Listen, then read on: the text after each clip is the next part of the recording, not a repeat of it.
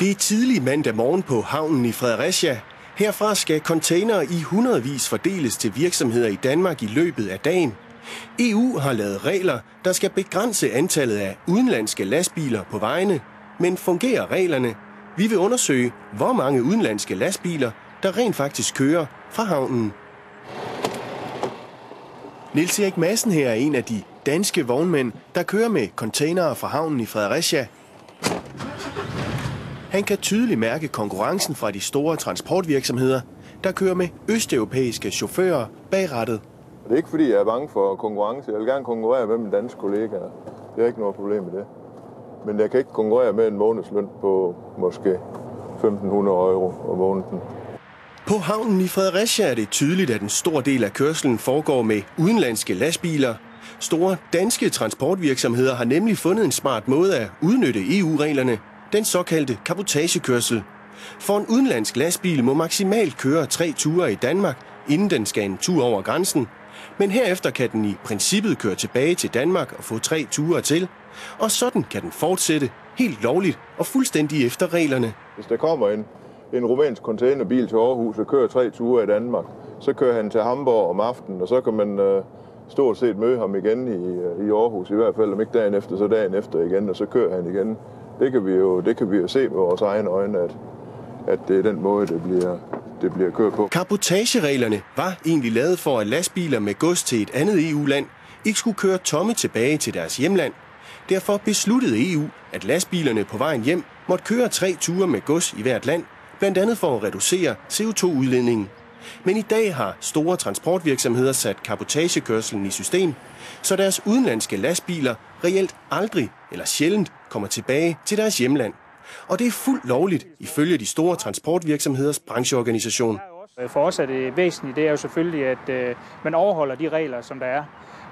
Og så kan jeg ikke se noget problem i, at man sætter tingene i system. Det er jo ganske lovligt, at man gør det. I Fredericia er dagen omme. Vi talte 134 danske lastbiler og 88 på udenlandske nummerplader, altså ca. 40%. Ifølge Niels Erik Madsen er det netop de 40%, der gør, at priserne for containertransport i dag er presset helt i bund. Hvis forholdene de bliver forværret, så er jeg jo nødt til at lukke min forretning og så sætte mig hjem i min lænestol og så hæve den understøttelse, jeg nu kan. Det er vores domicilbygning for den danske afdeling, hvor vi har... Vi er blevet inviteret indenfor hos virksomheden Contrans i Kolding. Firmaet har 100 rumænske chauffører, og her går forretningen ganske godt. Vi er kommet fint igennem den finanskrise, som mange har snakket om her i en periode. Vi har et godt aktivitetsniveau. Rumænerne bor enten i deres lastbiler eller her ved siden af kontoret i barakker midt i industriområdet. Her har vi så et eksempel på et hvilerum til chaufførerne. Lidt forskellige sengepladser. Der er noget køleskab i dem. Chaufførerne arbejder i Danmark 1 til 2 måneder ad gangen, og så hjem og holde ferie i Rumænien i et par uger. Jeg kan godt se, at det ikke ligner det, vi måske lige vil lave til vores børn, som vi er vant herhjemme på deres værelser. Men det er en fin dialog med vores chauffører om, hvad de kunne tænke sig. For at et dansk firma som Contrans kan køre lovligt med rumænske chauffører i Danmark, kræver det ifølge EU-reglerne, at firmaet har et datterselskab i Rumænien. Det datterselskab finder vi her i en lille rumænsk landsby. Vi befinder os på kanten af EU, og 200 meter hernede er grænsen til Ukraine. På adressen er der ikke skyggen af en lastbil. Alt vi kan se er hestevogne. Lastbilerne er registreret her på adressen. Vi spurgte de lokale, om de nogensinde har set de blå lastbiler. Nu. I den lidt større by Satu Mare, ikke langt derfra, har Contrans et bemandet kontor. Og på den måde overholder firmaet EU's regler. Men på trods af det mener brancheorganisationen Dansk Transport og Logistik, at deres metoder er konkurrenceforvridende og skyld i, at tusindvis af danske chaufførjobs er gået tabt.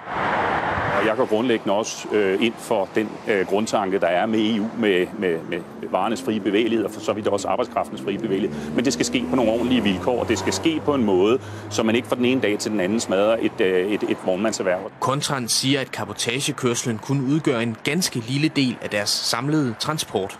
Hvor tit er bilerne reelt i Rumænien? Det er svært at sige, hvad de præcist er. Primært så er de jo selvfølgelig